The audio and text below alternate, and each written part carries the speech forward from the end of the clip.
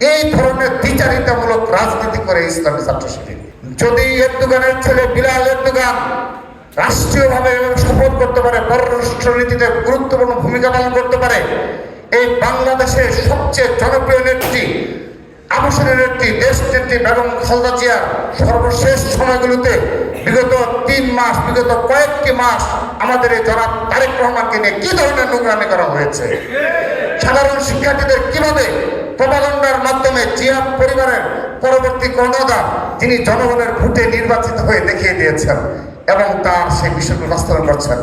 এই ধরনের দ্বিচারিতামূলক রাজনীতি করে ইসলামী ছাত্র শিবির।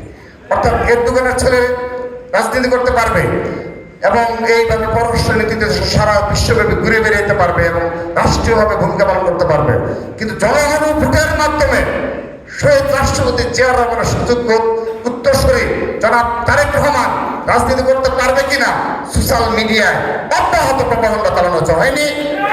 তিনি দেশে আসবে কি আসবে না এটি নিয়ে এমন ভাবে নোংরামি করা হয়েছে, হয়নি?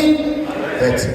এই কিছুদিন আগে এত বিচারিতা, এত মিথ্যাবাদী, প্লিজ, অনেক কিছু হয়েছে, চলো আমরা সব কিছু বলে যাই। এখন আমরা জনগণের ভোটে নির্বাচিত গণতন্ত্রী বাংলাদেশ সরকারের মাননীয় প্রধানমন্ত্রী জনাব তারেক রহমানের নেতৃত্বে কাঁধে কাঁধ মিলিয়ে আমরা বাংলাদেশ বিনির্মাণে 20 কোটি জনগণের জন্য আমরা লড়াই করব। 20 কোটি জনগণের ভাগ্য উন্নয়নে আমরা আমাদের জায়গাতে ভূমিকা পালন করব।